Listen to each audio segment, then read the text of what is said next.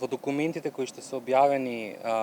од ИРЛ, односно документи добиени од свиркачи, се чини дека повеќе дека практично голем дел од работите се јасни, меѓутоа не биле земени до крај предвид во покренувањето на обвинението. Клучно е тука и како што стои во барањето на платформата е недоволното земање предвид на заклучоците кои што произлегуваат од германското вештачење, кои што укажуваат дека веројатно требало да се прошири листата на обвинети